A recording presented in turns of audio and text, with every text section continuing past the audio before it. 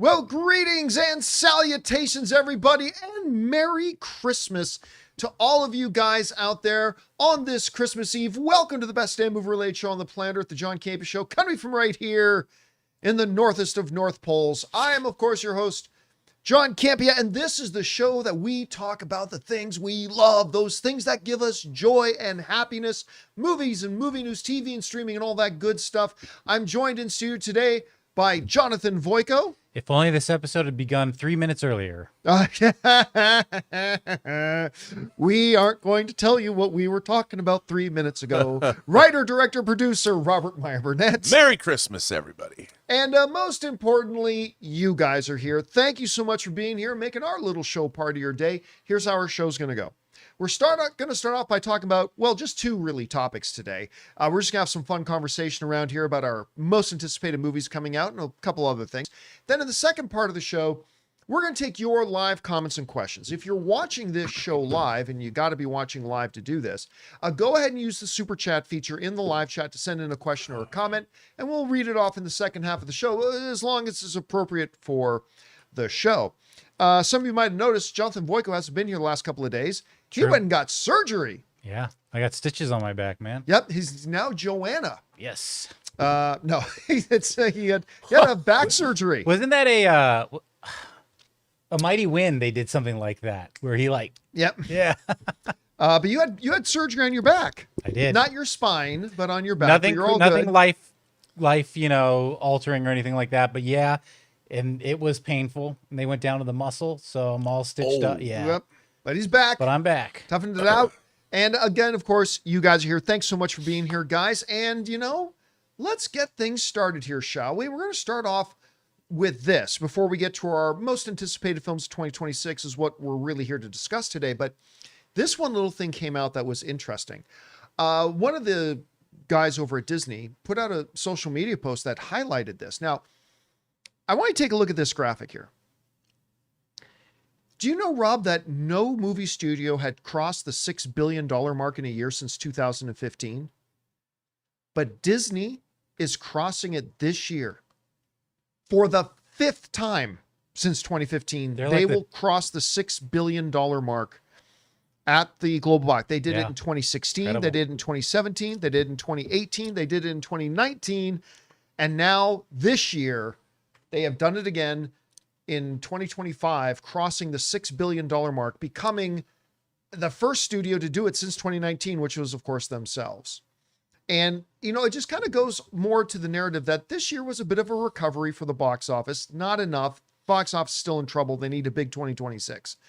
But, Rob, I looked at these numbers, and it really does remind us of the pure dominance Disney has had at the box office. Again, no other studios crossed $6 billion since 2015. Disney's done it now 5 times since, including this year, the only film and the only studio to do it since 2020 or since 2019 and the pandemic. Anyway, Rob, you see these numbers. What do you make of them? Well, I mean, when you have the franchises and you have the legacy that Disney has, to me, it's not surprising. You've got Marvel, you've got Star Wars, you've got Avatar, you've got Pixar, you've got Zootopia and the regular Disney proper animation. I mean, the motion picture business has shifted into spectacle, providing big budget, grand entertainments for everybody. We're not going to get a studio making a movie like The Verdict, I don't think, ever again. So it's not surprising to me that Disney has dominated this market because their speciality is 4-quadrant films for families and providing great entertainment. I mean, that's literally what this company has always done. And it's so funny to think where they were like in 82 when Tron came out. Nobody wanted to put Disney movies in their theaters. Disney was re-releasing their animated classics, and then they tried to compete with the big studios and they couldn't. They couldn't get theaters for Tron in the summer of 82. But now, almost half a century later, they're the dominant entertainment force. And it makes sense to me. I think that it's well-deserved. And we can make fun of them all they want. But they acquired the right things, and they still look. Toy Story 5, I'm sure, is going to be a banger. We're going to talk about that later. And they just do a good job. Yeah, I mean, we can talk about how much they suck. We can do that. But this betrays that. I mean, that's a lot of billions. well, I mean, it's the same that's true for everything in life. Like when something succeeds so much, its shortcomings get highlighted because it's the dominant thing. And Disney has just had so much ridiculous success that when they do have shortcomings, and they have shortcomings, and we have been quick to point out those shortcomings, especially in the last couple of years. But you also got to tip your hat to them and say, like, even in this environment, they crossed the $6 billion mark this year. Congratulations to them. They are still kind of the gold standard when it comes to all this kind of stuff and leading the way of all the other studios. So good on them. And we thought that deserved a mention. Guys, what do you think about this? Were you surprised to hear all of a sudden, wait, they crossed $6 billion this year? In a year that we've talked a lot about the shortcomings at the box office, rightfully so, but it has had a little bit of recovery, and Disney becoming the first studio to do it since the pandemic. Good on them. I think 2026 is going to be even bigger for them. We'll talk about that in just a minute. But whatever you guys think about all that, jump down to the comment section below and let us know your thoughts. All right, guys. With that down, let's get on to really the only thing we're going to talk about here today. The main thing, which is we are now just about at the end of the year. We're not going to have a show tomorrow because it's Christmas, but we will have a show on Friday. So come on back and tune in for that on Boxing Day. But it's time to start looking ahead to 2026. And we've talked about 2026 little bits here and there, but we've had a lot of people asking us to put together our exhaustive list of our most anticipated films coming next year. And I'll tell you what, I feel like we say this almost every year, but it's been a while since I've looked forward to a year as much as I am next year. Agreed. There are a lot of films coming out that have a lot of potential. I'm sure a bunch of them are going to suck. That always happens every year. Some of the films that you are really looking forward to are going to be bad. And I'm sure some of the ones that I'm going to have on my list are going to end up being very disappointing. But I bet a bunch of them are going to be bangers. Mm-hmm. So what we're going to do here is I'm going to go through my top 10 most anticipated. And then we'll go over to Rob and get his as well. We're going to talk about the films that we have on there, the ones that we have that are the same, the ones that are different. So let's start off with me, shall we? And we're going to jump over here into the classroom. So I'm going to start off by giving a couple of honorable mentions. I know that's kind of cheating, but there are just so many films I'm at least really interested in that I want to at least put together some honorable mentions. The one I have to put up here is The Mandalorian and Grogu. And I can't believe that we live in a world right now where there's a Star Wars movie coming out and it's not in my top 10 most anticipated. I can't believe it. But I am still interested in it. It's still The Mandalorian. I'm still interested in it. I still have my doubts about whether this even should have been made, but whatever, it's coming. Not on my top 10, but I'm still going to have it as an honorable mention. Next one up, Robert Eggers' Werewolf. I was not a big fan of his movie, of his Dracula movie last year. Boy, I want it to Nosferatu. be. I want it to be. I was really looking forward to it. And you know what? A lot of people loved it, and that's great. And artistically, it was beautiful. But even though I wasn't a huge fan of Nosferatu, Robert Eggers is still one of those directors that really excites me. You know, whether you're talking about Witch or The Northman, which I completely loved and adored, The Lighthouse, which at this point still, like 7 years later, I still have no idea what the hell that movie was. But man, it was an artist's hand that made it. So you got Werewolf coming. Obviously, that's going to be on my list I'm excited about. This one might surprise you, but this is another one on my honorable mention. Devil Wears Prada 2. You know what? I don't care. I'll say it. I sat down. My wife loves the original Devil Wears Prada. She absolutely loves it. And she did a rewatch of it a couple of months ago, and I sat down with her, and I'm like, you know what? You forget that this is a really good movie. Like, I don't care if you don't know, like me, you don't know anything about fashion or care anything about that world. Devil Wears Prada is just a really good movie with great characters and good interpersonal conflicts. And it's just a really well-made film. And I'm actually really looking forward to Devil Wears Prada 2. Did not make my list, my top 10 list, but I have to put at least in with honorable mention. Another one I got to mention here. The Bride. Maggie Gyllenhaal's The Bride. Now, I don't have it on my top 10, and I would have thought about 4 months ago that The Bride would be in my top 10, because when they gave us our first look at it at CinemaCon last year, they gave us about a 10-minute presentation of it. I was losing my mind for it. I do know 2 people who have seen it now and they don't like it. So it's tempered my enthusiasm a little bit, but I'm still excited enough about it to have it on my honorable mentions. All right, 2 more I'm going to have in my honorable mentions. Moana live action. I don't care. I love the original Moana. I think it's awesome. I think it's really ballsy that they're taking a swing at and making this one into a live action thing. I think having The Rock back as Maui, it was a great move. I think this girl's going to kill it. Visually, I can't wait. I mean, I just love the story of Moana. So to see it done in a live action environment, I'm looking forward to it. So it's on my honorable mentions list. And the last one on my list, He-Man, Masters of the Universe. Again, they showed us a preview for it last year or early in April at CinemaCon. By the way, do you know last night I started looking up hotel rooms for CinemaCon? It's already that time of year. Wow. Already starting to look up hotel rooms for CinemaCon. Coming up quick. But anyway, and everything about it so far has just made me kind of giddy. I'm not sitting here telling you guys this movie's going to be great. I don't know. But it is Travis Knight directing it. And every time I've gone to a Travis Knight movie, it's been great. So I don't know if it's going to be great or not, but I do know I am infinitely curious about it and kind of excited about it. So He-Man makes my honorable mentions list. All right. Let's now get on to my top 10, shall we?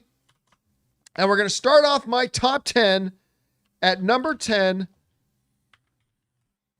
Digger. All of a sudden, out of nowhere, Alejandro Inarritu with Tom Cruise drops this little teaser. I know next to nothing about this movie, but I don't care. The director of The Revenant, Tom Cruise, making a movie together. It looks weird. Sign me up. I mean, I'm really all of a sudden extremely excited for this movie. It makes my top 10. Digger is on my list at number 10. My number 9 most anticipated movie of the year in 2026, Toy Story 5. You know what? There's a couple of things that are truisms about the Toy Story movies. Every time they make another one, everybody says, why are they making another one? They're going to ruin it. And then they make another one, and it's always great. The second one was going to be a direct-to-TV and DVD, but it ends up being one of the highest critically rated films in history. Then they were making a third one, and everybody said, why are you making a third one? The second one was perfect. You're going to ruin it. And it got nominated for Best Picture at the Academy Awards, one of only 3 animated films in history to do that. Then they were making a number 4, and everybody said, why are you making a 4th one? The third one was perfect. And they did it, and it was great. My least favorite of the Toy Stories, but it was still great. I really enjoyed it. And now they came up and said, we got a great idea for a 5th one. And I have no doubt it's going to be awesome. I have no doubt about it. So it is number 9 on my list. Number 9. All right. At number 8, the greatest filmmaker of all time returns. Steven Spielberg with his Disclosure Day. We just got the trailer for it. I am very fascinated by it. I don't think it was the greatest trailer we've seen this year, but I was fascinated by it. It leans into it. It's Steven Spielberg going back to doing sci-fi stuff. It was always going to be on my list no matter what, because Steven Spielberg's got a new movie coming out. He is the greatest filmmaker of all time, so it's going to be on the list. It comes in at number 8 of my most anticipated films of 2026. All right. As we get further up the list now, let's move on to number 7. Supergirl. Man, I'll tell you what. If you had asked me earlier this year, before Superman came out, if we knew Supergirl was coming next year, would Supergirl be on my top 10 most anticipated 2026? I probably would have said no. I mean, I'm looking forward to it. I'm going to be happy to go see it, but it's not going to be in my top 10. Then I saw Superman. And then I saw that a little cameo at the end. And then they put out the trailer. I'm just seeing how perfect Millie Alcock really is for this. And I'm seeing how really wonderfully they really do capture the spirit of the Woman of Tomorrow graphic novel. It's got to be on my list. I'm excited about it. And then, of course, you throw in Jason Momoa is going to be Lobo, the guy who was really born to play. So number 7 on my list is Supergirl. All right, now we move on to number 6. Staying in the superhero family, Spider-Man Brand New Day. I mean, it's not John Watts coming back to direct. Of course, John Watts directed the first 3 Tom Holland Spider-Man films. So they don't have him. That's a hurt. That's a hit. But they went out and got Destin, the guy who directed Shang-Chi, one of my, if not my favorite MCU movies since Endgame. They got him to come in and direct it. I mean, what more do you want? I love all the Tom Holland Spider-Man movies. We lost the director, but then they bring in a banger director who totally understands the MCU in Destin, and I can't help but be really excited about it. It is number 6 on my list, Spider-Man Brand New Day. All right. Now we move into the top 5. The big leagues. Coming at number 5, Michael. I can't lie, man. This is one I am absolutely fascinated to see how they approach it, how they handle it. Again, they gave us our first real look at it at CinemaCon back in April. And Rob, I remember we were floored. Like, we were like, this looks incredible.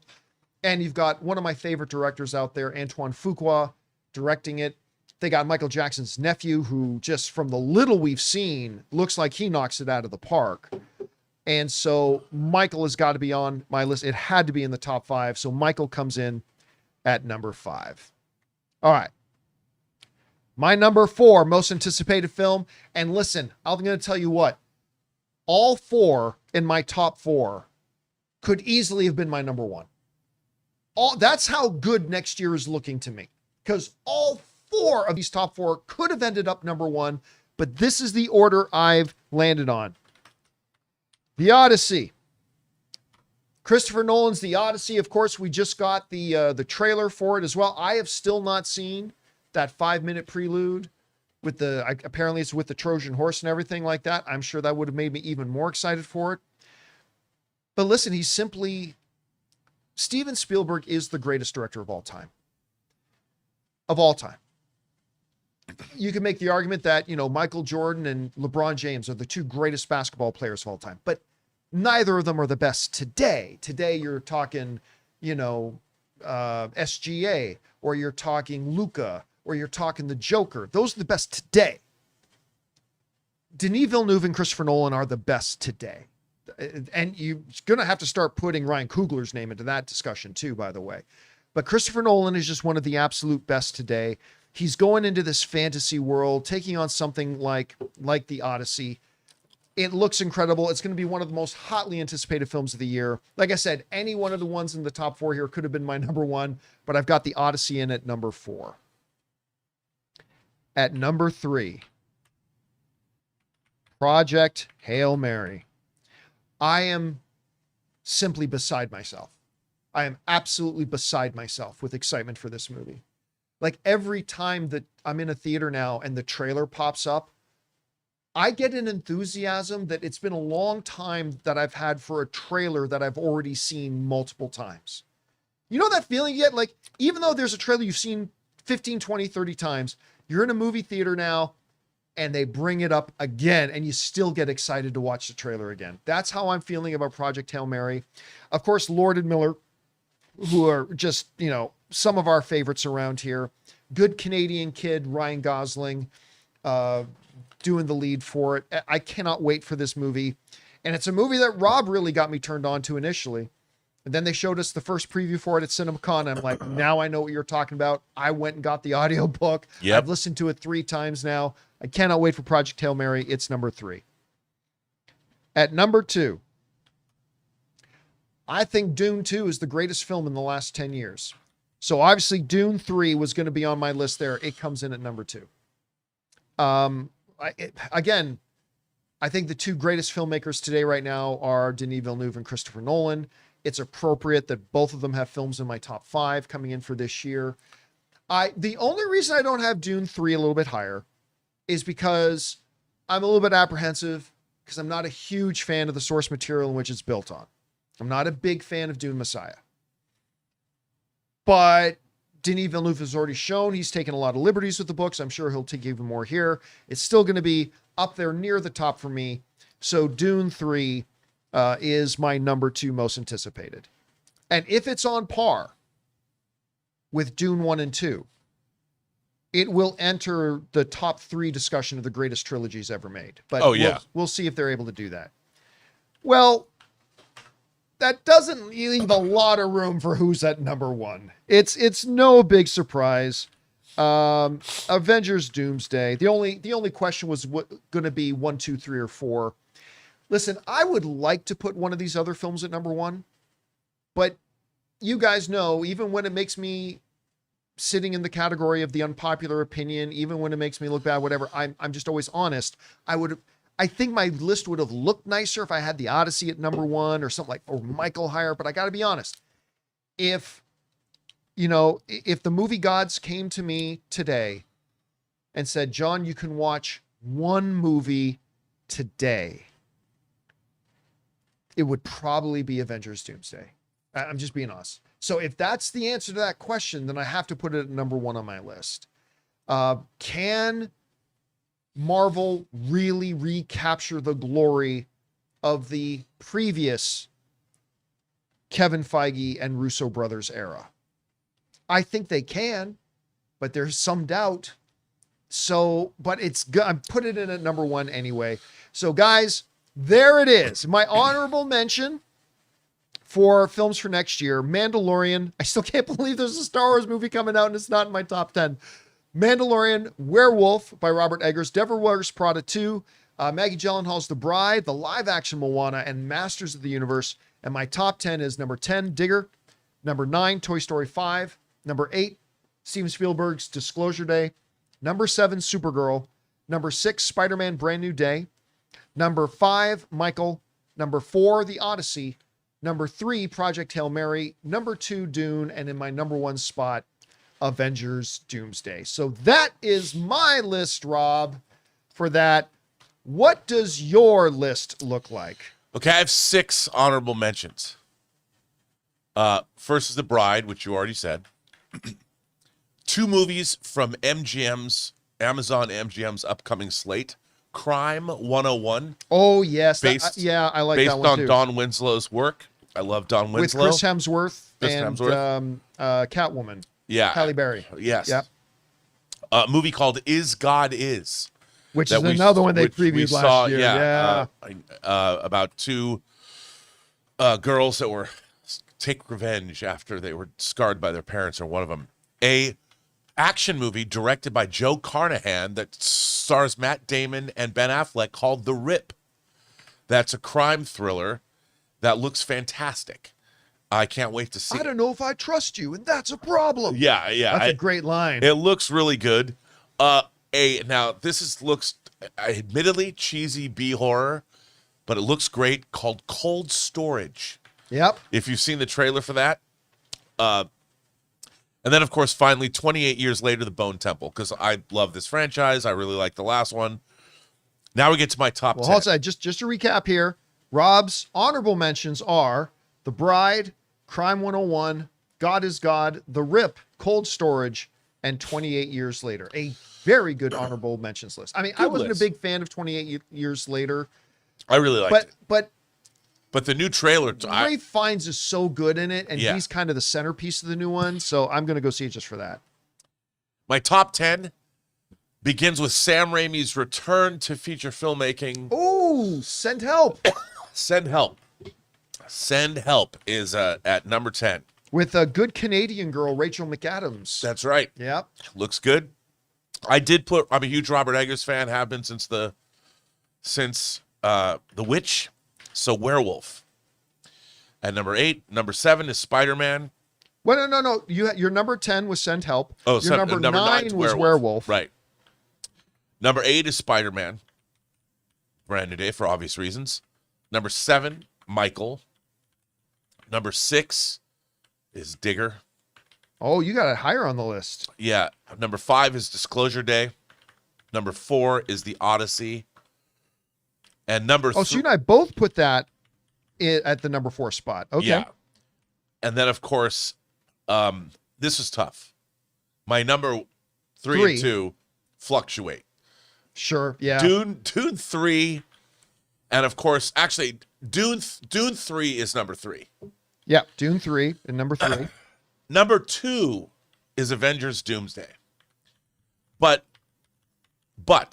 I would like to add a caveat to my ranking of Avengers Doomsday, and I don't care.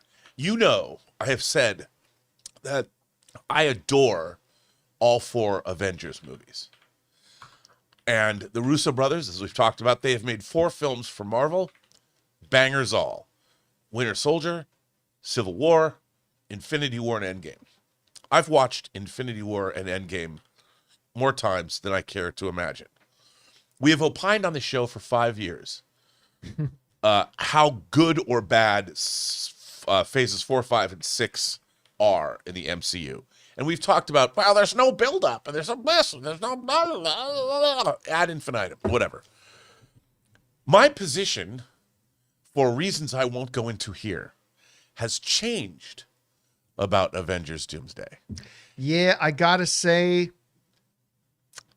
2 weeks ago, like I said, any of the top 4 could have been my number 1. Yeah. And 2 weeks ago, maybe Avengers Doomsday wouldn't have been in the number 1 spot. But knowing what I know today, it's got to be in my number 1 spot. Yeah. Well, I had a very high-ranking industry friend of mine. I was having a discussion with them, and they knew something about me, and they were inquiring as to what is your opinion about Avengers Doomsday? And this is what I told him. And I think that without explaining anything, I'm going to just put this out there. This is how I feel about Avengers Doomsday. This is what I wrote this person. A haiku. I said, I did not write a haiku, but now I'm going to write a haiku. Now, here's the thing. I know by saying this, it opens me up to, as people are going to say, you guys are Disney shills, blah, blah, blah. You said this about this. Listen, like if blah, anybody blah. says we're Disney shills, you have not watched our channel for the Yeah. last 3 years Yeah. at all. I can show you my bank account. We ain't Disney Channel. Yeah. Let me just say, here is an encapsulation after my opinion has been altered by something. This is what I'm going to say. I said, this is what I want for Avengers Doomsday. I said, I want to get an IMAX print of this film, chop it up into fatty rails, and snort it. This is some Tony Montana, Peruvian flake of the imagination, Omega-level mutant, universe-quaking awesomeness. Next December, when this comes out, I will be wishing I was 9 years old again, because my younger self would have an effing Scanners-level brain aneurysm watching it. Now, I'm just going to say that, and I'm going to leave it on the table and leave it there. Now, you can take that as you want, but I'm saying nothing more. I am more excited. I used to say it was a lifestyle choice. To choose to be enthusiastic. enthusiastic. Yeah. It is no Not longer. anymore. It is no longer Yeah. a lifestyle choice. My enthusiasm for Avengers Doomsday has gone to DEFCON 1. We're full on China syndrome, brain melting excitement. However, that said, it's still not my number 1 movie of the year. No, it is not. My number 1 movie of the year, for anyone Most who knows, anticipated, at any rate. yeah, most anticipated. I mean, don't get me wrong. The Avengers Doomsday excitement has gone, it's gone to 11. It's Spinal Tapped. I am most excited about Project Hail Mary. And I say that because when I got the book, I love The Martian. I love the adaptation. I think The Martian was Ridley Scott's last great film back, 10 years ago. When I read that book, I heard it was good. And it's Andy Weir's 3rd novel after Martian and Artemis. Artemis was good, but I didn't love it. I read Project Hail Mary in one sitting in our kitchen. And I was so enthralled by it. Now, is it populist science fiction? No doubt. It's for everybody. It's a 4-quadrant banger of a story that is going to delight kids of every age. It's not Dune. It's not Solaris. It is a populist, awesome science fiction tale with everything you'd possibly want. And I thought the casting of Ryan Gosling. But when they showed at CinemaCon last year, John, Amazon comes out swinging. They Yeah. didn't even say anything. They just dimmed the lights and showed 8 minutes of Project Hail Mary. It blew us away. They just put their Yeah. cards on the table going, look what we got. And after that, which I don't feel their marketing has lived up to what they showed us at CinemaCon. And that's fine. The last trailer they showed was amazing, but I cannot wait to see Project Hail Mary. That said, I don't want to snort a 70 millimeter print of it like I do with Avengers Doomsday. As a matter of fact, I also said, I didn't read this, but I also said that they need to figure out a way to be able to show a 3.5 or 4 hour movie, which is what this movie's got to be. I don't know what the running time is. I have no idea. It's not done yet. Whatever. I want to see this in the Sphere. They got to figure it out. They got to figure out how can they show. I want to see Avengers Doomsday in the Sphere in Vegas. That's my dream, Ray Kinsella. That's my dream. Do you know of a place where we can go? Yes, Iowa. If you build it, they will come. And that's what they're doing with Avengers Doomsday. They're building it, and I'm going to come. It's going to present a bit of a challenge without giving away too much or anything. It's going to be a bit of a challenge for the rest of this year in discussing Yes. one of these films because you guys have put 2 and 2 together. Rob and I have both found out things about a certain movie from different sources, and we've crossed notes and found, yep, these are consistent. And now it's going to be very odd because I found out there are things that I was right about. I've found out there are things I was very wrong about. Me too. And all I can say is, I mean, obviously Avengers Doomsday was always going to be high on my list, extremely high on my list. Holy shit. I cannot wait to watch this movie now. Me neither. I cannot wait. Yeah. And so let's go over Rob's top 10 list here. Rob's got at number 10, one I really should have put on my honorable mentions list, which is Send Help. He's got Werewolf, Spider-Man Brand New Day. At number 7, Michael. At number 6, Digger. At number 5, Disclosure Day. At number 4, The Odyssey. At number 3, Dune 3. At number 2, Avengers Doomsday. And that's only at number 2 because at number 1 was always going to be written in the stars, Project Hail Mary, for him. Couple that we didn't bring up here. Yeah, there's a lot. One, for example, and I've seen a few people in the live chat mention it, Clayface. Listen, I'm looking forward to Clayface. I'm looking forward to it, but it's such a different kind of movie that I can't say at this point that I'm looking forward to it more than I'm looking forward to Michael. That would be ridiculous. We haven't even seen a trailer for Clayface. We don't even know. I can't wait for it. Again, Mike Flanagan wrote it. I'm really curious to see it. I'm looking forward to seeing it. But there's about 20 or 30 other movies that I'm really looking forward to seeing. But there is no way at this point that I'm going to replace, any of the films on my top 10 list. I'm not going to replace Disclosure Day with it. I'm not going to replace Supergirl with it. I'm not going to replace anything with it. But that is definitely one I'm looking forward to. Mortal Kombat is a movie that I'm predicting is going to be really garbage. I think it's going to be terrible. Right. But I'm curious to see it, but it doesn't belong on this list. Yeah, it doesn't belong on this list. Godzilla -0. Yep. I loved Godzilla -1. I really enjoyed it a lot. But would I replace any of the films on my list with it right now? No, but I'm looking forward to it. So there's a bunch of them there. Ones that our top 4 was exactly the same. Yeah. Just in a little bit of a different order. We've all had The Odyssey, Project Hail Mary, Dune 3, and Avenger. Jonathan, let me ask you, if you had to peg down like your top 3 movies that you're looking forward to in 2026, what would you say those are? Oh, it's the same as your guys. It's going to be The Odyssey, Project Hail Mary, and Avengers Doomsday. On my top 3. Yeah. So you're going to leave Dune 3 out of that? Well, if I have to pick 3, Project Hail Mary, I actually put it above it. Yeah, so all of us have the same. And also top because 4. I'm aware of, I know Dune Messiah is going to be different from the book, but I'm aware, I've read the book, so yeah, I'm just like, I think my mind feels like we've seen the best in that with Dune 1 and 2. But you never know. I could be blown away. So some people in the live chat have been mentioning Coyote versus Acme. Here's the thing about that. I've heard good things about it. Yeah. But the studio didn't believe in it. And then when they offered it to all the other studios, none of them wanted it either. And then ultimately, what is it? Ketchup? Whatever the name of that company was, came along and got it. So listen, I'm looking forward to seeing it, but the fact that the studio that made it wanted to pass on it, and then every other studio passed on it too, it does temper my excitement. Again, I'm not saying it's not going to be good.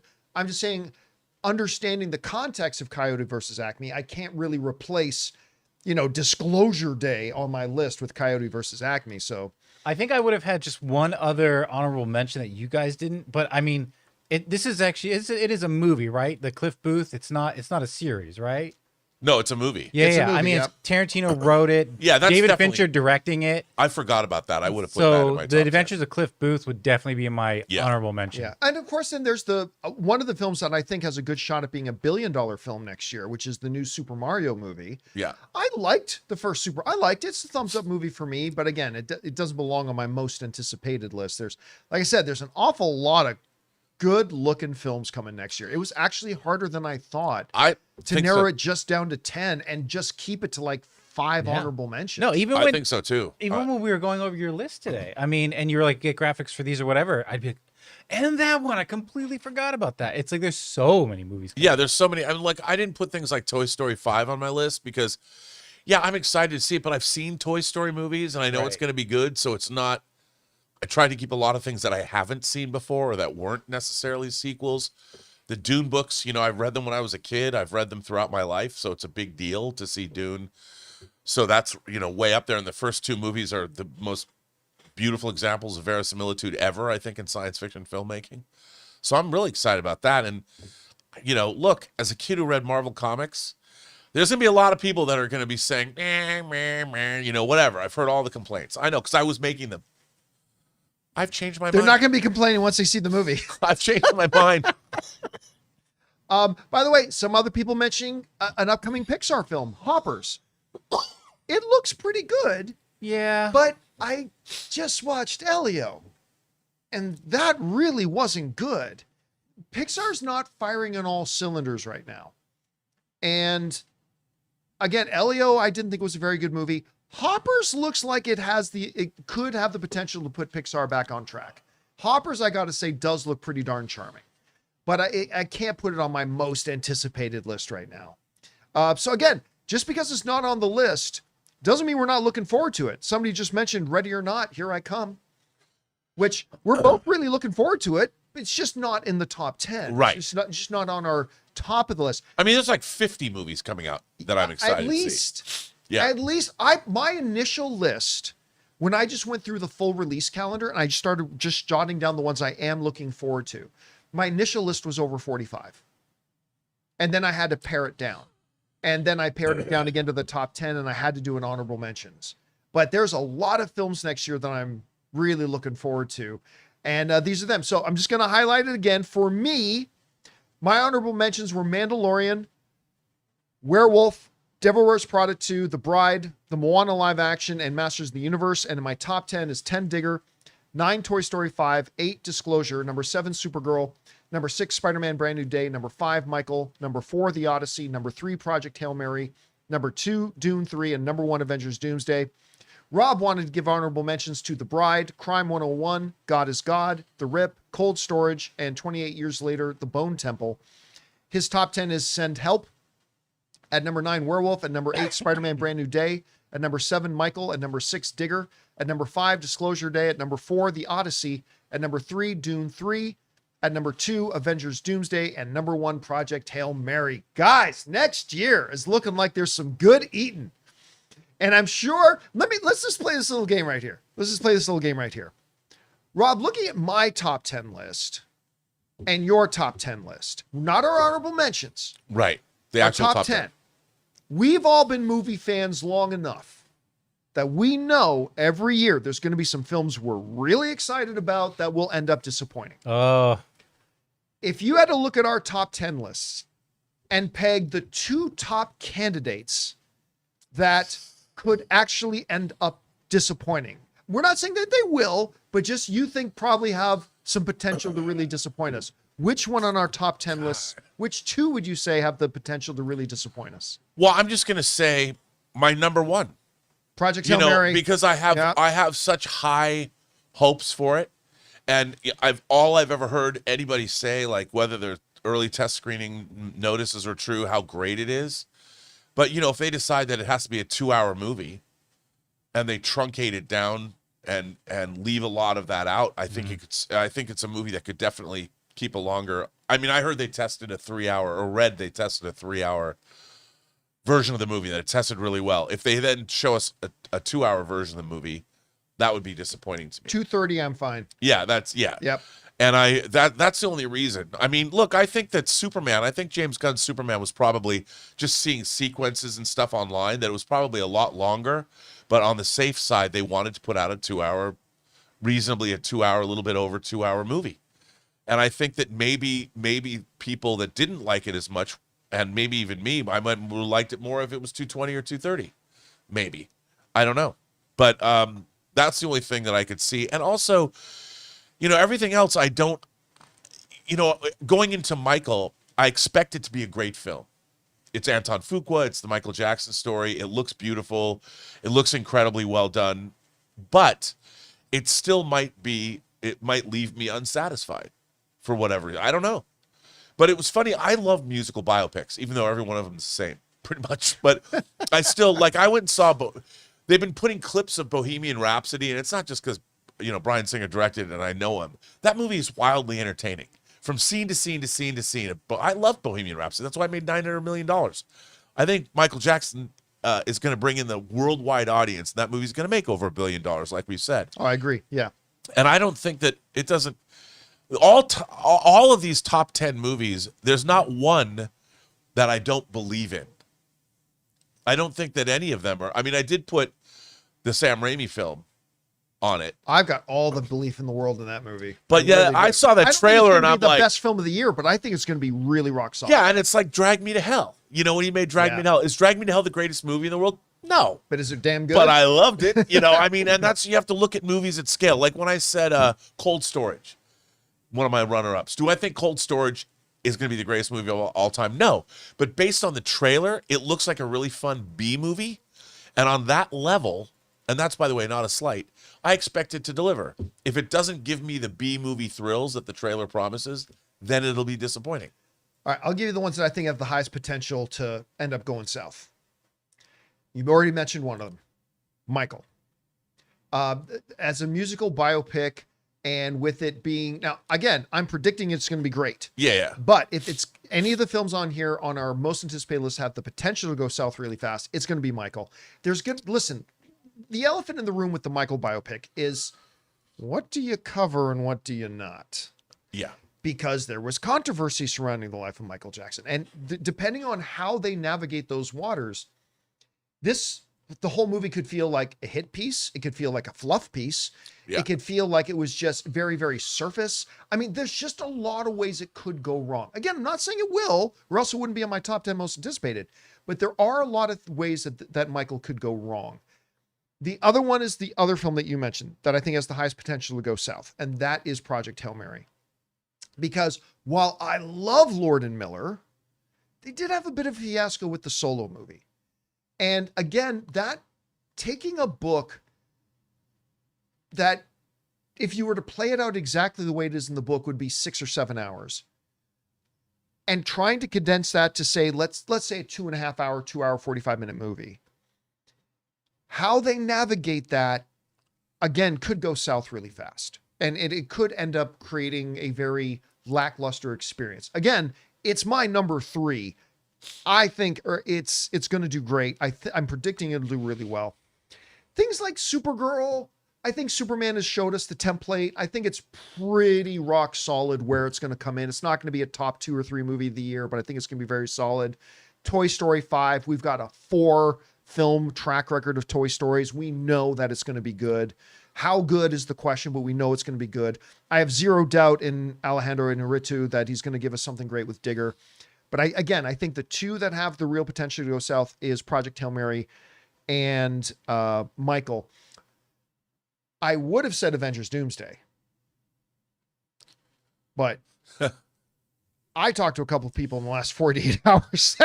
It's just like, nope. I have zero doubt about Avengers Doomsday. Yeah, no, it's funny because me neither. I have no doubt that Avengers Doomsday is going to deliver. And by the way, I was dubious. Yeah, well, understandably so. Listen, we've had 5 years of hit and miss Marvel filmmaking. Because for every Shang-Chi and for every Deadpool and Wolverine, we've had something, either meh or straight up bad. And we're not accustomed to that with the MCU 2019 and prior. No. So going into like Avengers Doomsday, of course there's some apprehension. Absolutely. Mine is gone now. I think yours is just about gone. It's gone. But I mean, it's gone.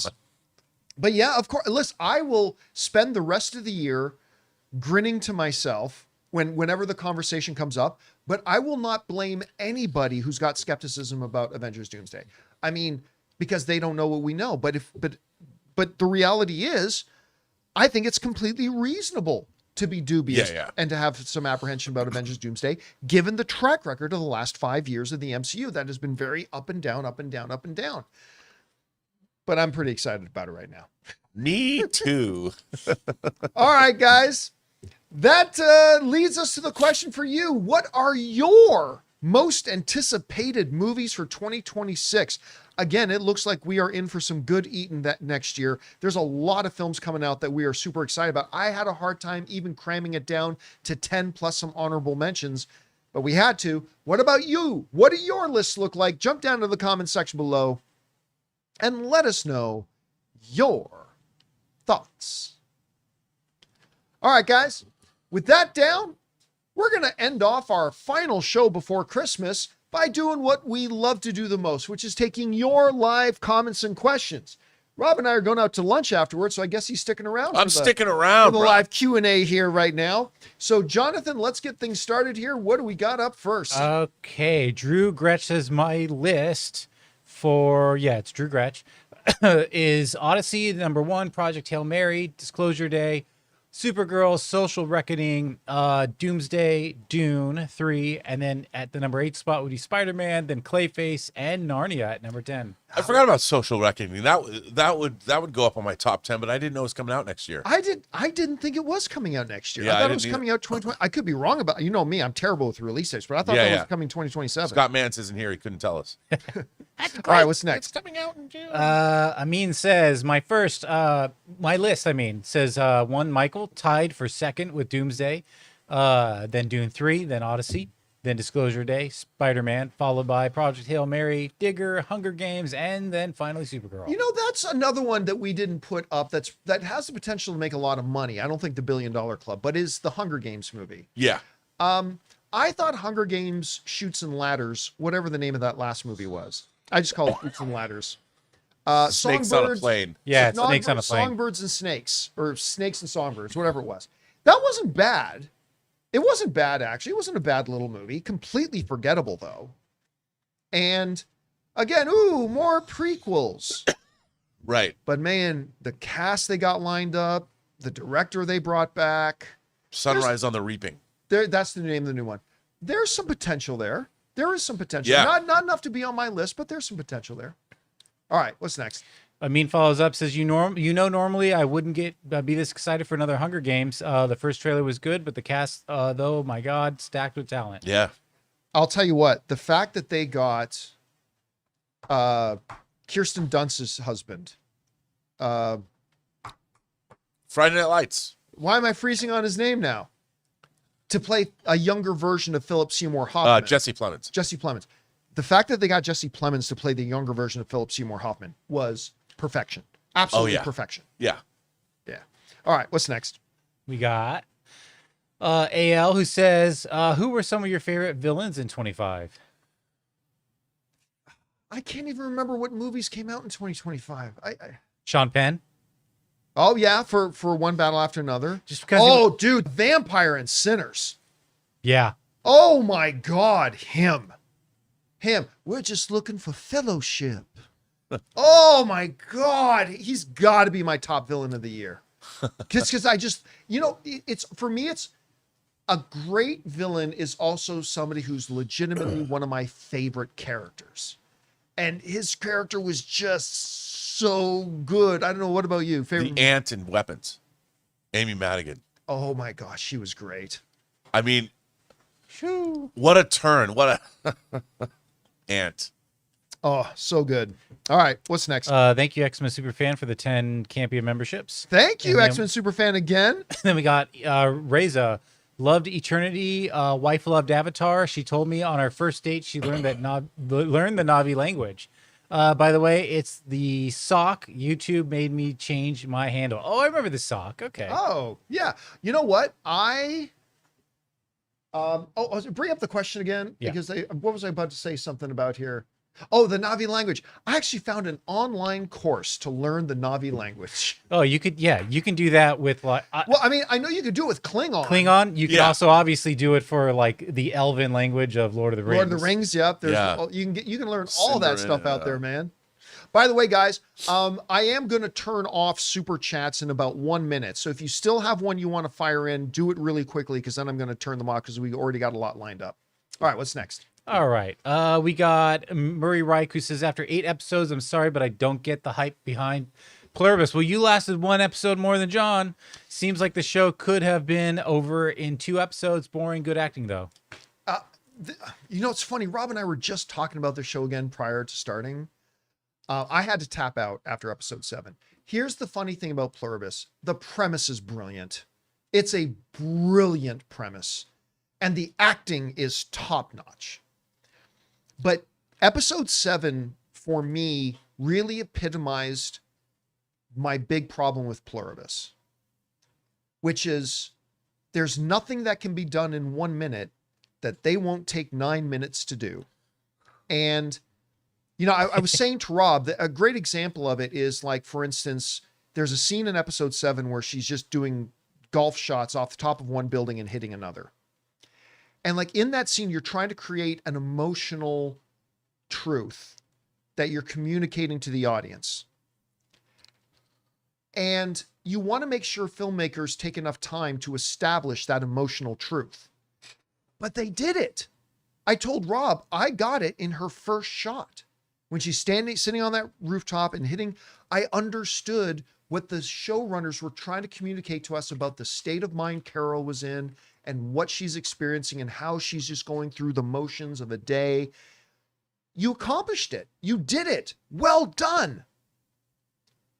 And they had to show her taking 7 more shots.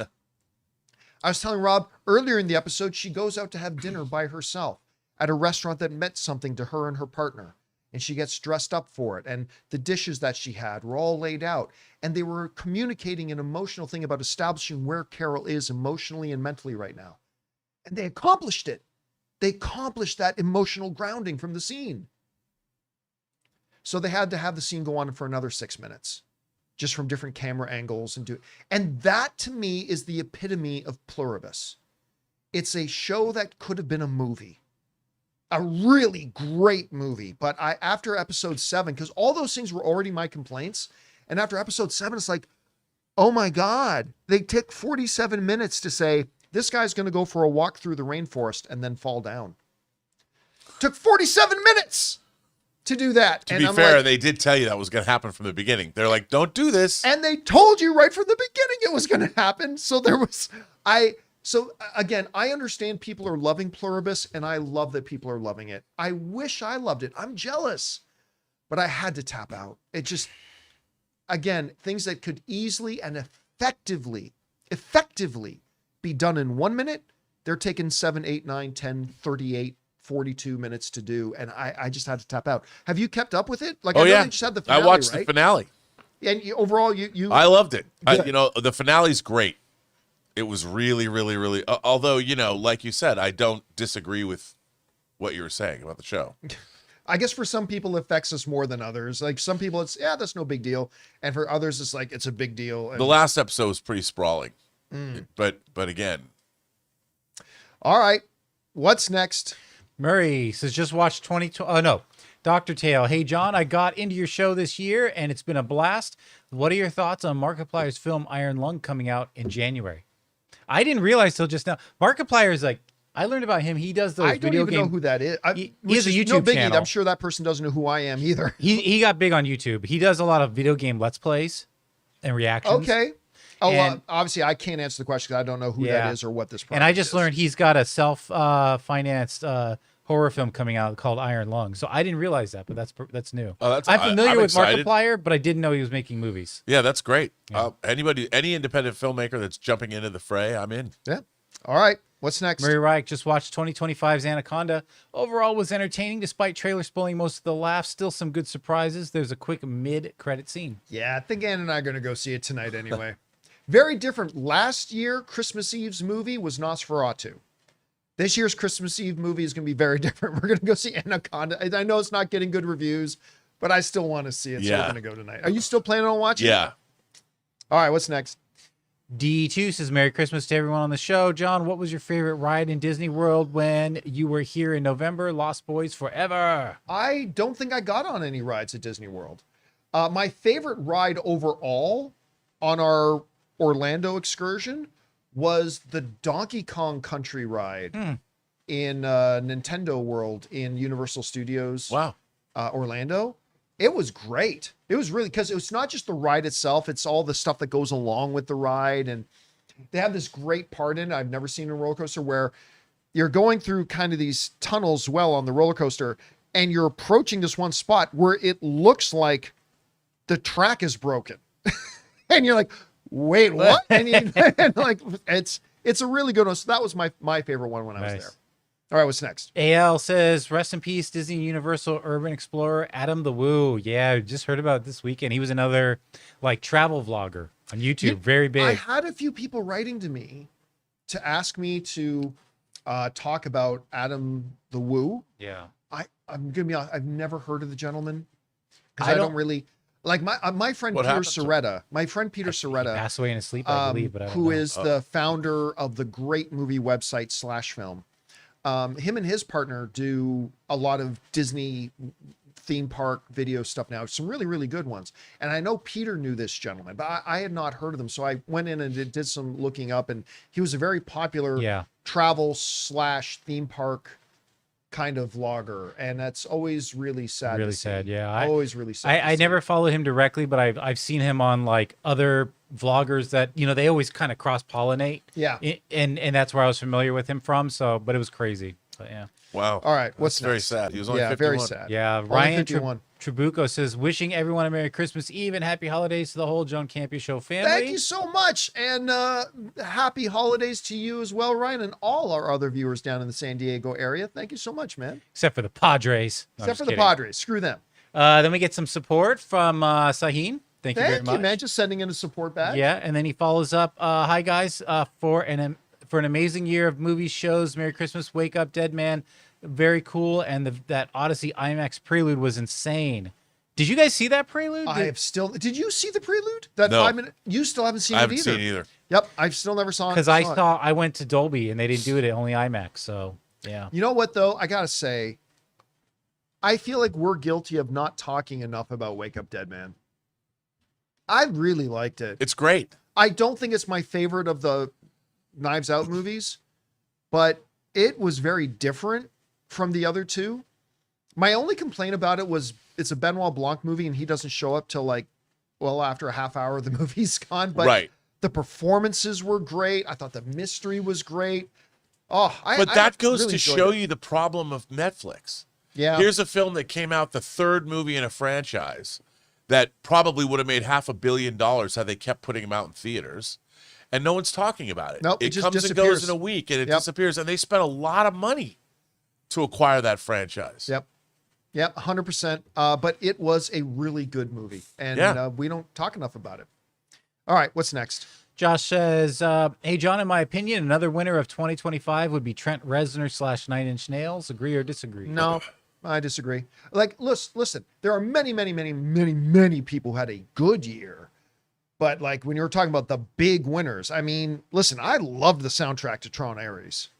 They had a great tour, though. Yeah, and Yeah. they had a great tour, but I mean, we're talking about like winners in the world of film. Right. And while the soundtrack was great, the film flopped, so I can't put him on the list. All right, what's next? Raymond says, thoughts on Thomas Jane as Dr. McCoy on SNW? I love Thomas Jane. And I love Star Trek Strange New Worlds. I love that show. Not as much as like Star Trek The Next Generation, but I absolutely love it. My favorite Thomas Jane story. They had given me a call. What was the name of that little horror movie he did a couple of years ago? That I think the name of the movie was the year, was the name of the year, like 1920 or something like that. Oh yeah, like yeah. 1920. So, they had given me a call, and they said, we're doing like our premiere tonight. 1922. 1922. Thank you. And I've always liked Thomas Jane. Always liked him. And they gave me a call, and they said, we're doing this premiere tomorrow night in LA. Will you come down and do the Q&A? Like moderate the Q&A afterwards? I'm like, yeah, sure. Like I've never actually had a chance. I don't think before that I'd ever had a chance to meet Thomas Jane. And this is everything you need to know about. Like, if you think Thomas Jane, when you see interviews with him, comes as this like laid back, kind of almost like Jeff Bridges, the dude, a little bit, you're not wrong. Because so I show up at the theater and I meet Thomas first, and I realize he's wearing like these kind of baggy pants, and he walks in off the street in LA without any shoes or socks. He's just walking barefoot around. And I just remember thinking to myself, after talking to him for a little bit, I'm like, that's everything you need to know about this guy.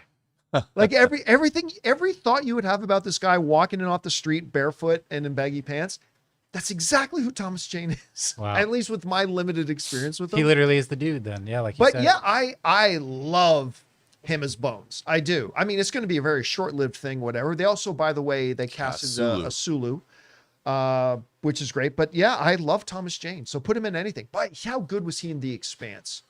He was great in The He was Expanse. great in The He was Expanse. also great in The Mist. Frank Darabont's The Mist. Not the most memorable movie to me, but one of the most gut-wrenching, emotionally devastating endings I've ever seen to a film. Oh, I've never seen. Oh my God, the ending to that. All right, what's next? We got Jason. I'm as excited as anyone to see RDJ and Chris Evans back in the MCU, but I have mixed feelings about this movie. Is this a desperation play that will have only short-term effects on the MCU? Tell us everything you know, Rob and John. This, it's like saying, wait a minute, you're putting LeBron James into the game? Wow, that's desperate. They are the MVPs of the MCU. They are the heart and the soul of the MCU. They are the faces of the MCU. This whole notion, you've heard it from these dark corners, when they announced Robert Downey Jr. come back, it's like, well, that's desperate.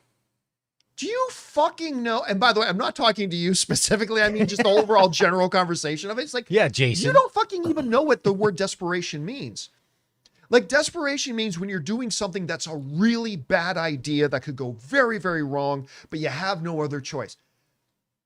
Bringing back Robert Downey Jr.? That is the antithesis of, that is a stroke of genius. That is huge. The internet exploded when they made that announcement. Then Chris Evans, who I have said for years, he will be back, and they should bring him back. And bringing that back in and understanding the excitement and everything that's going to generate, and that's going to elevate it. Like, you know what desperation would be? Desperation would be, trying to think of something that would be applicable here. Bringing back the Corman Fantastic Four. Oh, right. And saying they're gonna be the leads of this movie. That's desperate, because that's a really bad idea, but you have nothing left, so you're only going with bad ideas. If you think for 1 second that bringing back Robert Downey Jr. and Chris Evans is going to negatively affect this movie in any way, what are you smoking? It is not desperation. It's a stroke of genius. Now, whether it works or doesn't work, that's a completely different conversation. But it is a great move. I've said it from day one. And if you think that's desperate, do you even understand what the term means? Anyway, Rob, your thoughts on that? Well, I was going to say, yeah, I mean, you know, again, I all I can say is go back to Colton's video on Screen Crush, because I wish I could talk to him about this, but I can't. but sorry. But when I watched that video, I was looking at, so John, we've always talked about the Russo brothers made 4 movies for Marvel, and they were all bangers. Well, I mean, all 4 of them are in the conversation for most people of the greatest comic book film of all yeah, time. and they all Each work. of the 4. And by the way, if you watch all 4 of them, like if you haven't seen, I mean, I know you have to have seen Ragnarok to understand directly what's happening at the beginning of Infinity War, but these are 4 guys that have not missed with when they Marvel. work together. So this isn't desperation. This is like, yeah, we got to go back and get the guys that really made the 2 biggest grossing movies ever. To me, that's not desperation. And you can tell that it's not desperation because if you look at the tone, like people are all talking about, oh, you know, the teaser of Chris Evans, that was disappointing or whatever. I'm like, okay, it told you one thing. It told you that Chris Evans is coming back and Chris Evans has a kid. But if you look at the tone of that trailer, the way it's shot and what they're trying to do, and you follow it up with the tone of that Thor trailer, you can't deny that both of those things within the scenes that they're showing has that Avengers magic in them. Now, what you're disappointed about is that you're not getting a taste of what this movie is. You're just getting, it's not you, I mean, in general, people are like, well, this is you read Paul Tassi on Forbes going, this is a terrible way to market this movie. And he's been talking about these trailers. And I'm like, Marvel said nothing about these. They didn't come out and go, big trailer. They just quietly put these out in front. This is just the beginning. And I have to say, I might not have felt this last week, but I've changed my mind. I think it's a very good way.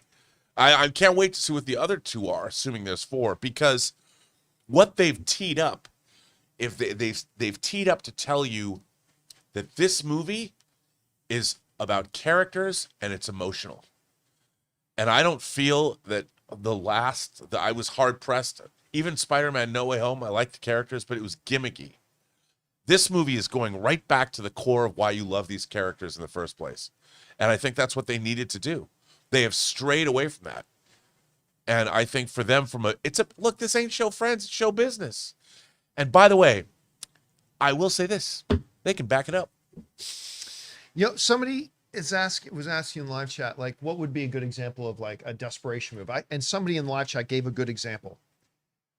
And you can argue and debate whether it actually worked or not. But a move that kind of did look like it could have been a move of desperation was bringing back Michael Keaton to play Batman again.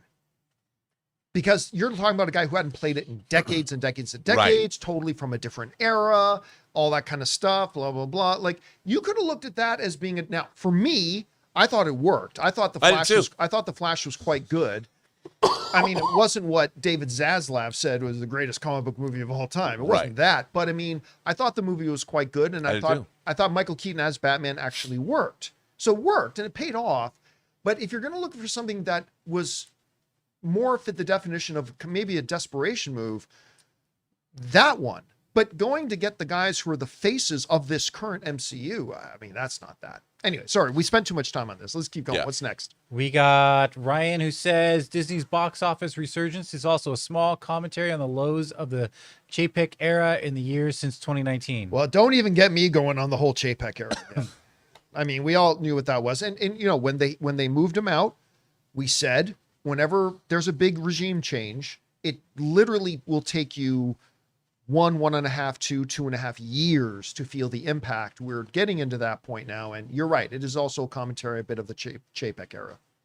All right, what's next? HV3, I think Fire and Ash will make at least $1.5 billion, if not close to 2, because the word of mouth, 91% Rotten Tomato fan rating on RT, seems like a lot of people like it better than 2 and even their favorite Avatar. You know what's funny? I did an open spoiler discussion the other day for Avatar Fire and Ash. And it is very firmly my third favorite of the Avatar films. I still quite enjoyed it. I liked it a lot. I did. But it's easily my third favorite. For me, my favorite one is number 2. I actually think Way of Water is my favorite one. But I had a lot of our viewers, Rob, write in and say during the open spoiler discussion that they actually think 3 is their favorite. or at very least thought 3 was better than 2, which really surprised me. But I don't know. You still have it as number 3, right? Yeah, but I mean, it's still, I think it was still great. I loved it. It was an incredibly experiential event, as you're always saying. I thoroughly was involved in it. And I really liked the movie. I like all the Avatar films. It's such a weird, there's people that will just want to actively come out and say, you can't deny the craft. Like when you watch these films, I sit there and I'm stunned by what they were able to accomplish, especially if you watch those Disney documentaries on Disney Plus showing you the behind the scenes. It's amazing. The whole thing is amazing, and I'm enchanted by it. Are they cool? You know, do I go home and want to whip out my Avatar action figures? No. But while I'm sitting there, not like the way I want to whip out my Hot Toys Avengers Endgame action figures that are going to be, I can't even imagine how many they're going to make. But there's going to be a lot. All right, what's next? A lot of whipping out around here. Gaby says, no, is it Michael here or is it Mikael? What will be the ranking in box office Avengers Doomsday, Odyssey, and Dune Part 3? How much will Disclosure Day gross? Box office ranking. Yeah, Avengers is obviously going to be number 1. Yeah. Now, I put out an editorial video earlier this week talking about how Avengers Doomsday is also facing some challenges that none of the other Avengers movies had. All the other Avengers movies had huge momentum going into them. Avengers Doomsday does not. But it's still going to be the highest grossing movie that year, no doubt. Like the Odyssey, its target is $1 billion. I think, Dune has never been, and because of the nature of it, it's never going to be $1 billion franchise. So Dune's got to go further down there. But yeah, and Odyssey will come in around $1 billion, I think, provided it's good. But easily by a good buffer and a good margin, Avengers Doomsday will be the highest grossing movie of the year. Rob, do you concur? I concur. I mean, yeah. All right. If only because I'm going to go see it 8 times. Oh, yeah, it's true. All right, what's next? Okay, Gabby says, if you were in charge of Warner Brothers in this new era, film strategy, key franchises, and your dream green light. Well, That's a pretty broad film strategy. Simple. Put out the best movies you can at a reasonable budget across the board. I mean, I don't know what scripts they have in front of them to greenlight. Right. I mean, because the only way I can answer that question is by answering in terms of franchises that already exist, because I don't know what they have in front of them right now. So, again, overall strategy would simply be this: continue to do what DeLuca and Abdi have done, which is look for the best projects and put those out and get behind them and put them out. And the result of that has been a diverse, wildly successful 2025 for them. Again, they set the all-time Hollywood record for the studio with the most 40 million plus openings. Then they extended their own record. Their film is the front runner to win the Oscar right now. I mean, I think it should be Sinners, but right now, probably One Battle After Another. Another Warner Brothers movie, though. Another Warner Brothers movie. One Battle After Another is kind of considered the front runner right now. I think it's safe to say a Warner Brothers movie is going to win Best Picture this year. So I would just say keep doing what they're doing. All right, what's next? Well, on that topic, this is one strategy I would avoid. But Josh Molinari says, did you see Warner Brothers is planning on keeping that December 18, 26 date? Even with Doomsday releasing the same day, Doomsday is coming. Yeah. Yeah, I'd change that. I shouldn't say this, but I will. I had an actor who was in the MCU. I found out about this through this. Send me a text message just saying, looking forward to Doomsday. And I'm like, they're good. But then I saw that they're saying they're keeping that date. And listen, I gotta say, I question the wisdom of that, because I understand the Barbenheimer thing, but the Barbenheimer thing was a very distinct, 2 wildly different kinds of movies that were going after 2 wildly different kinds of audiences. There's a lot of crossover in the audience that's going to be going to see Dune 3 and Avengers Doomsday. So I hope it works, but I have my apprehensions about that, Rob. I have always said I thought it was genius, and now that I already saw somebody make a Doomsday poster, like with the Avengers Doomsday poster, but it was with the Atreides Right. crest behind it. The same, like, Oh, I like that. yeah. And I'm like, I'm in. And as a matter of fact, like I was saying earlier weeks ago, I said they should lean into this. They should have Disney and Warner Brothers combine and do a trailer, do a marketing campaign around Doomsday. Because really, I mean, when you think about it, they're not really competing. I mean, everyone's going to go see both of those movies. And how much fun would that be? I want a Doomsday poster. I want an official one sheet. Listen, if the two studios, if Warner Brothers and Disney can get together in a room and say, look, we're each going to do our own advertising campaigns, but what if we dedicated like 5% of our advertising campaign budgets to cross promotion, to actually going out there and pushing Doomsday? If they do that, and for the record, I don't think they will. Well, I don't think either side has the foresight to do it. But if they did, you might change my mind. the way to do it If is they literally put out official Doomsday posters Yeah. and put out Oh. and booked 30-second television spots that actually promoted Doomsday together, you might change my mind. I don't If- think they would do that. No, I don't think so either. If they really wanted to be cheeky, if I was proposing this idea, I don't know if I should say this. I'm going to say it anyway. They should have a campaign where you have Earth and Arrakis. Oh, and an incursion or it something says like that? on December 18th, Worlds collide. worlds collide. Somebody just in the live chat said, Wah, wah, make a wah. poster of Doctor Doom riding a sandworm. Well, yeah. Hooked. I'm they, in. They should do that. They should turn the whole Doomsday thing into, you know why? Because it's fun.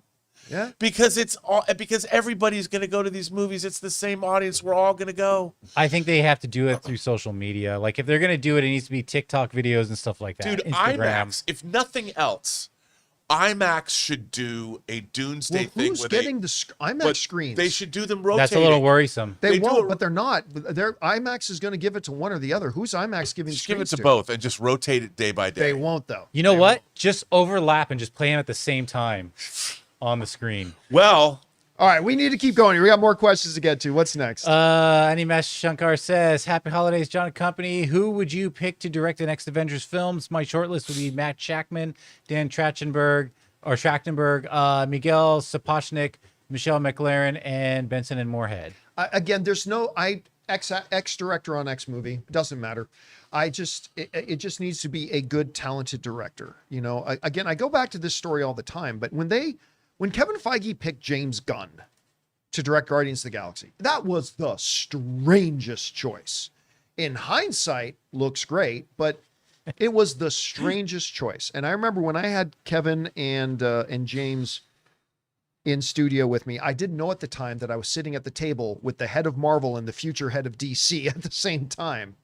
But when I asked Kevin, like, I said, what made James Gunn the right guy to come in? I mean, I love all of his movies, but what about those made him a fit for this? And Kevin Feige just said the thing that is the simplest, but the greatest piece of wisdom. He said, regardless of budgets or genres, a good storyteller is a good storyteller. Yeah. And James is a good storyteller. And that was it. And so who would I pick to direct future, MCU movies? Just get good storytellers. I really don't care what the name is. If you get somebody who's proven they know how to tell a good story, and there's about 30, 40 really good directors out there today, I'm good with any of them. So that's me. But do you have somebody who would you would have? Or no, is I that mean, the the same thing feeling is, as you look, have? it is a very specific look. They brought Alan Taylor in from Game of Thrones, who's a great director to direct Thor: The Dark World. Yeah. Didn't work out really well. So I think you can have great directors, but making Marvel movies, especially Marvel Avengers movies, is a singular skill set that doesn't exist for many people on planet Earth. And to be honest, I think the smartest thing that Kevin Feige did was to go back to the Russo brothers, knowing what we know now. I don't think anybody else I mean, sure. Could other people do it? Yes. But with the ambition on display, I think they needed, coming off of Infinity War and Endgame, despite Electric State, despite Cherry, despite 21 the Gray Bridges. Man. Yeah. It's the combination of working with Kevin Feige and the Marvel machine. And the Russo brothers did it 4 times. I don't know if any other director made 4 Marvel movies or directors. They're the only ones who did. And they made huge movies with huge ensemble casts. And Infinity War and Endgame are hugely successful. So you go back to your A-list. You go back to your A players. Your A players work with A players. That's what you do. All right, what's next? We got Animesh says, I love a true crime style series set in the Avatar universe, 5-minute shorts where Na'vi detectives consult Iowa to investigate and solve every single crime across Pandora. I could see shorts being done in that world. I don't know, in that genre. Yeah, I don't know. I don't think anybody would watch that. Yeah, I mean, I'm not gonna lie to you. I don't know that anybody would watch that, to be honest. I could see shorts done because, we only see a few spread out tribes that are dealing with the sky people. And you could kind of be like showing the birth of like a united Pandora. Yeah, what's going on the other side of the planet? How do we know there's not like Na'vi cities? We're going to find out. All right, what's next? Dingus McNally says, John, what 2026 film could you see being the biggest surprise box office wise? 25 showed some surprises at the box office with Sinners, F1, and Weapons. F1 kind of really shocked me, actually.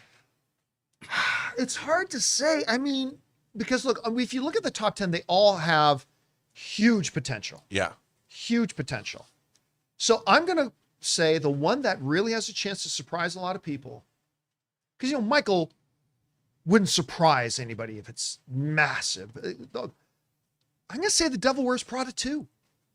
I think it's a good pick. I think that's the one because that's the one that I think a lot of people will peg 200 to 400 million. And in reality, it could be 600 to 800 million. I'm going to say The Devil Wears Prada is the one that could surprise people. I mean, it's weird to say this, but that's a legacy sequel. It's a 20-year. It hasn't been 20 years since the first Devil Wears. It's been a while. Yeah, so there's people that are going to sleep on it. It's a generational thing. And I think it's going to come back. And I mean, Meryl Streep looked exactly the same. I think it's going to be huge. You're asking surprise, right? So you can't say Avengers, because that's not a surprise. You can't say The Odyssey. That's not a surprise. You can't see Supergirl. That's not a surprise. You can't see Spider. But the one that could surprise, I'll put in one more. I'm going to say Devil Wears Prada 2 could shock and surprise. The other one that has potential to shock and surprise is Masters of the Universe. Yeah. Yeah, I think so too. Again, yeah. And we didn't put that's not in your top 10. That was an honorable mention. It's in my honorable mention, not in my top 10. It wasn't my top 10 either, but only because, I think it's going to be a great movie. I really do. I think it's going to be a lot of fun. I can't wait to see it. But I'm like, it's He-Man. I'm like, whatever. But I think it's going to be really, really good. Because again, I just don't think anything on my top 10 would be considered a huge surprise if it was a massive box office hit. Yeah. But I'll go with Devil Wears Prada 2 and Masters of the Universe. All right, what's next? We got Hollow Lord saying simply 100 for support. Oh, thank you, man. And then we got Thought News says, if Jamie Alexander had played Wonder Woman instead of Gal Gadot, would that have been a better choice? 1,000%. Better actress. You got a 10 times better actress.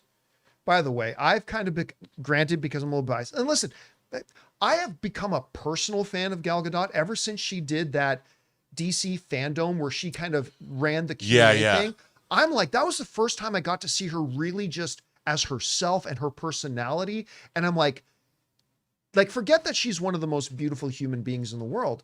I was just like, I would want to hang out with this person. Like, she seems so cool and so charming, but she cannot act. Guys, I'm sorry. We've tried to make excuses for her for years. She can't act. Okay. Can we just leave it at that? And I've kind of started to find that I get this Instagram person. There's this woman. I don't know if you've seen any of these, this woman on Instagram who impersonates Gal Gadot acting in different movies. No. Oh, it's some of the funniest stuff, but the reason it's funny, it's because it's 100% bang on accurate. It's 100% bang on accurate. Snow White, where are you going? Like, she just, It's Oh, hi, Mark. it's basically that. It's hi, Mark. I did not. It's the female version of the room, man. And again, I say this as somebody who's really grown to appreciate like her as an individual. And if she did a Q&A I would go. I would love to see her just on stage talking. But dude, so yes, and Jamie Alexander is a very good actress. So yes, I think those movies would have turned out much, much better if you actually had somebody in them who could act. So anyway, all right, what's next? Lloyd says, Merry Christmas to you and the family. Love and respect from Victoria, British BC. Columbia. Man, I love Victoria. Have you ever been to Victoria? Oh, yes, I have. I have too. Victoria, all of British Columbia is just stunning. Absolutely stunning. I just think it's so cool that you're on the west coast of North America, but you feel like you're in Europe. Yeah. It's crazy. Yeah, in many ways. If you grew up in Seattle, there was an actual song about Victoria because there was a boat called the Princess Marguerite. Let's go to Victoria on the Princess Marguerite. Very, very close Have to a BC crumpet and Seattle. and tea. Yeah, you can go. So I don't know why I remember that song from my childhood, but there you go. I just sang on your show. We got All right, what's Josh. next? Says, John, is there a world where we could see Dune Part 3 pull a Return of the King and win Best Picture if the source material is done well like Dune Of 2? course, listen, Dune 2, I still contend is the greatest movie made in the last, is the best movie made in the last 10 years. Of course, Dune 3 could win Best Picture. I mean, again, I have worries about it because of the source material, but Denis Villeneuve's shown he's willing to take some left turns from the source material to make a better movie. So I'm not going to sit here and predict it wins Best Picture, Rob, but I think it absolutely has a chance to win Best Picture. You know, our earlier viewer asked, what would you like to see Warner Brothers greenlight? I would kill to see somebody coerce Denis Villeneuve to come back and do God Emperor of Dune. Oh, really? Because that book is so bizarre and weird. I would love to see him do it. Please do it. Please, Denis. For me. Yeah, well, he's got a little character named James Bond. He needs to start focusing on a bit. James Bond's played out. Come on. 60 years. Come on. All right, what's next? Josh says no. Christopher Diaz says, John, did you finally see Zootopia 2? If so, what did you think? I still haven't even seen it. I did. It was really charming. It's really charming. I haven't seen I it liked yet. it more than the first one. Really? Yeah, I did. Now, remember, I'm one of those people who liked the first Zootopia, Yeah. but I didn't like it as much as most people did. I still liked it. Sure. But I thought this one was even better. It was really, really charming. All right, what's next? X-Men Superfan says, Merry Christmas. Let's also welcome the next year with a smile, come what may. Come what may. I'm excited for the new year. I really am. You know what's funny? I put up on social media, Rob and Jonathan, just before we started the show today, that I went and looked at our stats for the year. It was a great year for the channel. We had more views this year. We've crossed 50 million views this year. Wow. Which is great. And the YouTube analytics showed that our hours watched went up a certain percent over hours watched in 2024. And we've had like 40% more new subscribers this year than we did in 2024. Oh, that's great. So a big thank you It's to all 'cause of everybody. me. Mostly because of Rob and That's what I Jonathan, thought. obviously. You know, what can I say? So a big thank you to everybody for supporting us this year. And we are looking forward to a great 2026. That's awesome. And you know, the Yeah. viewers are great. We have a great audience. We very much do. All right, what's next? Infinite Entertainment says, good or bad twist, Doctor Doom works with the Fantastic Four until they discover their victor is actually deceased and this Doom is from another world. I can't comment. What do I know? Can't comment. Yeah, All right. we're just three But guys. I mean, three guys in a garage. you know, it is like the Fantastic Four and Victor Von Doom it's not like they don't know each other.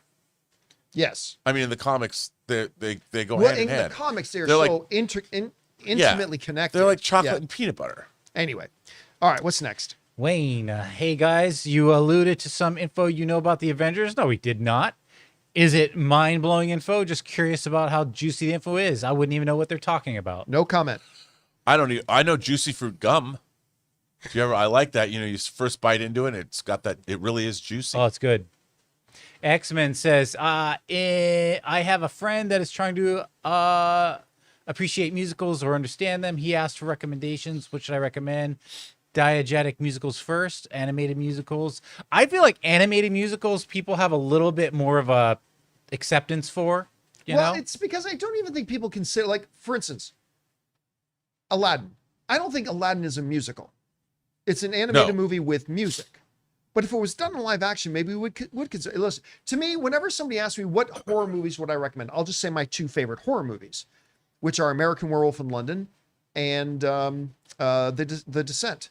That's just what I would say. You know, So for musicals, I'll just say Moulin Rouge and The Greatest Showman, because they're my favorite. So I would say start with those. yeah, those are. I would say if you want to go back historically, Singing in the Rain is a great musical because it tells the story of the dawn of sound in movies. in movies. And it's funny because of that, and so the characters are charming, and the musical numbers. I mean, and West Side Story, the original West Side Story, or Steven Spielberg's West Side Story, are great musicals.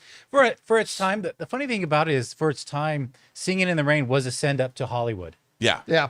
Because Yeah. and now we think about movies and it's like, oh, this is a send up to Hollywood, and we don't even think about Singing in the Rain as being a send up. We just No. think that's old Hollywood. Yeah, but totally. it was. Philippe says, where is the Masters of the Universe teaser, guys?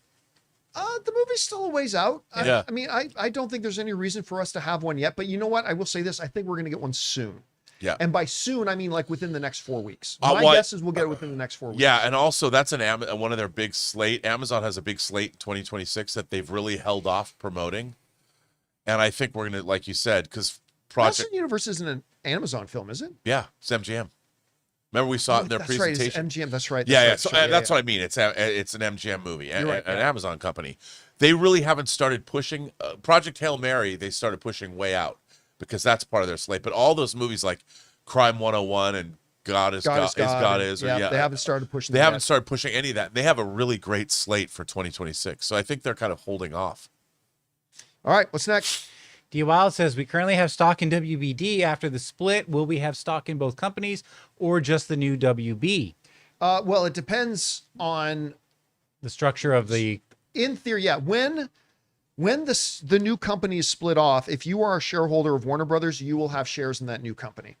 As far that's to my Right. understanding, because you own that right now. When they split the other part off, you are one of the owners of that one too. So yes, you will have shares of both companies when that happens. unless it's rolled into Netflix. I don't know how Unless they're Paramount structured. buys the whole thing outright, then Oh, that's well, yeah. different. Yeah.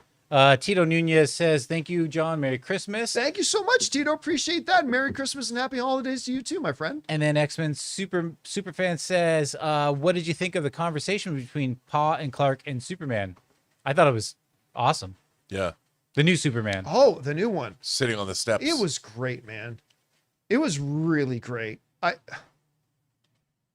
mean, look, everyone knows I love the new Superman. I mean, Man of Steel is still my favorite, but I mean, I loved the new Superman, and I thought that conversation on the stoop, as they're sitting there and talking about, I couldn't be more proud of you, and like I felt it, like I really did.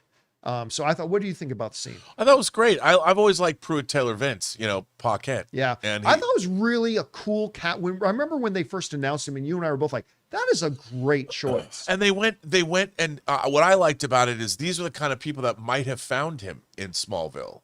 That salt of the earth. Yeah. People that lived far away from the cities, and I liked the choices he made there a lot. It was different and new. I liked it. All right, what's next? Different and new. It's that's a little lyric there. You didn't even realize it. Mega Red says, give me a Christmas themed movie rec for tonight.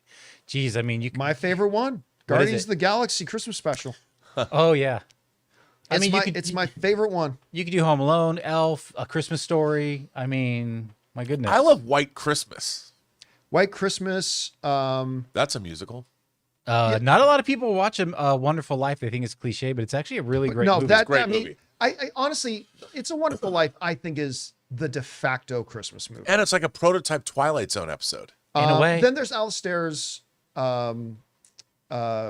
Christmas Carol, Yeah. which is the one that's one I watch every year.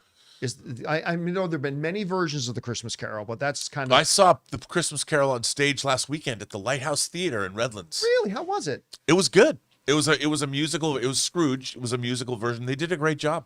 You know Very what? nice. Do what I did and watch the Eagle's Claw. What was Iron Claw? What's the wrestling movie? About Iron Claw. Yeah, Iron Claw. Iron Claw. That's a real cheerful Christmas movie. Oh my there. God, that movie is so depressing. I saw that on Christmas Eve. And I love When Harry Met Sally too, because that takes place on Christmas and New Year's. Well, you know what? I have to do a Rob Reiner marathon. Yeah. I'm due. So Oh yeah. All right, what's next? we got A. Marcellus. Merry Christmas to all. John, if you are a big fan of RPGs, especially the old Final Fantasy games, then pick up Octopath Traveler 0 for Switch 2. You know what? There's an Octopath in the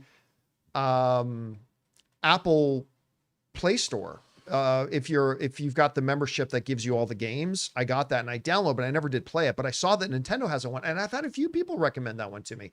I might have to give that one a try. I got to get through Dispatch first, and I got to get through Expedition 33 first. But once I do, that's one that is on my list. There you go. All right, what's next? We got we got WC. Any 26 films you think are flying under the radar? Well, you know what? One that Rob actually brought up and had on his list, which is Send Help. Yeah. I mean, Sam Raimi, that cast is great. The premise is great. The trailer owns. I mean, I loved that trailer. It had me salivating to go see it. That's me. Do you got one that might be flying under the radar? That was one of them. I mean, I think most of I keep saying Crime 101. Yeah. Only because I'm a huge Don Winslow fan in terms of his crime novels. His work was adapted by Oliver Stone. Savages is based on a novel he wrote, which I love the film version. A lot of people don't. I love it. But Don Winslow, I've waited to see more of his work adapted, and Crime 101 looks great. I mean, we saw that at CinemaCon. Yeah, and they've already started putting out some trailers for it. Yeah, it looks great. I think that and it's Chris Hemsworth not as Thor. So I think it looks great. Don't and sleep Hulk. on and Hulk is in the car with them. You got Thor and Hulk in a car. That's right. That's right. I just saw. I'll just throw this one out there. But I just saw there's going to be an animated Animal Farm in May. That Andy Serkis directed. Yep. Yeah. So that could be flying under the radar. Yep. Hollow Lord gives us some support there. Thank you, man. And then we got Lohit Sastry, who says, I saw 97's Odyssey TV series, loved it. HWS Nolan gonna adapt it. How's Nolan gonna adapt it? Take out the gods. I don't know. Yeah, I mean, it's I don't know that he is.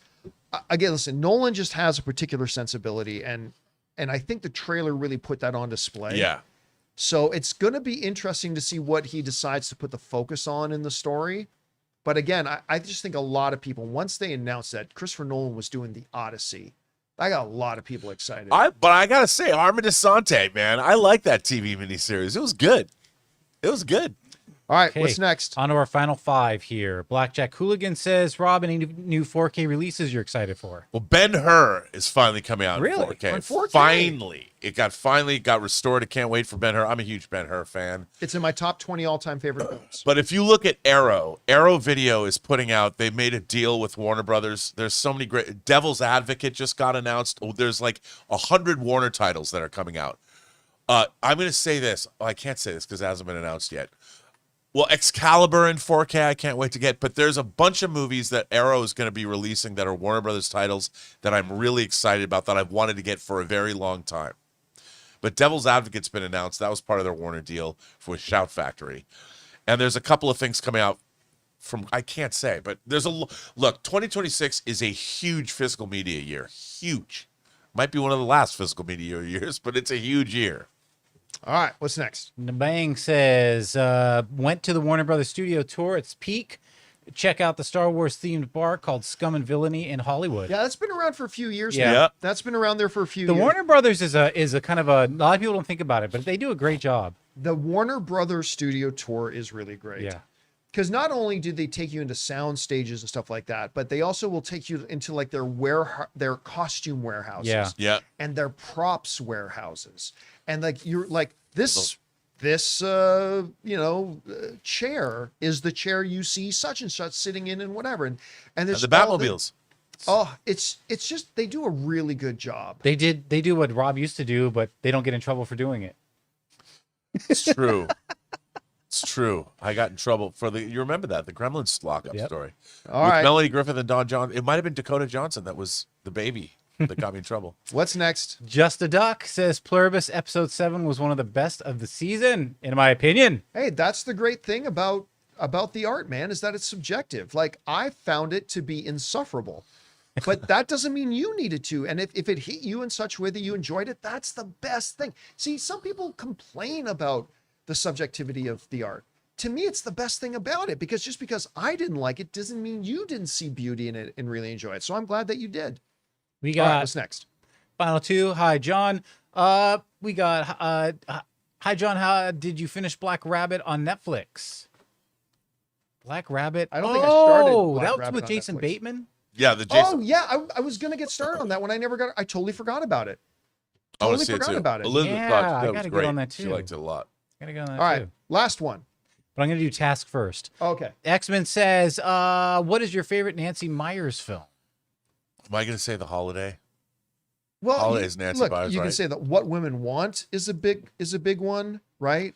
I think love The The Parent Holiday. Trap. I think that was hers, wasn't it? I think I'm so. looking it up. But the one I got to do is Something's Got to Give, with Jack and Dude, that's Diane. such a good movie. What is? Something's got to give. So It I is. Something's gotta really give it. love. You know, Something's that's Gotta probably Give. her best movie. Yeah, But I love The Holiday. I got. Then I think she did The Intern Oh, recently. Father but- of the Bride also, and Baby Boom. Oh wow. Yeah, Father of the forgot about Bride that. is. But I'm gonna go with Something's Got to Give. I love that. That's movie. probably, yeah. But I watched The Holiday the other day. I love that. I love Kate Winslet. Jack Black was Yep. great in that. All right, guys, Jude Law. and that was the last That one. was right? it. Then that'll do it for the show as a whole until after Christmas. Again, the show will be back on Friday, guys, but we're not going to have a show tomorrow for Christmas. I hope all you guys have a fabulous holiday. Head yourselves. Have a great Christmas. It's my favorite day of the year. I'm excited for it. Thank you guys for coming and hanging out with us on Christmas Eve. I didn't know if anybody was going to watch on a Christmas Eve show, but thank you to all of you guys who came by and joined us today for Christmas Eve. Of course, big thank you to our technical producer, Jonathan Voico, All right, see you guys later. writer, director, producer, Robert Meyer Burnett, See you guys later. Merry Christmas, Happy Holidays, Happy New Year. Well, we'll be back next week. and a huge Merry Christmas to all of you guys. I'll see you again on Friday. That'll do it for me for now, guys. And until next time, my friends, bye-bye.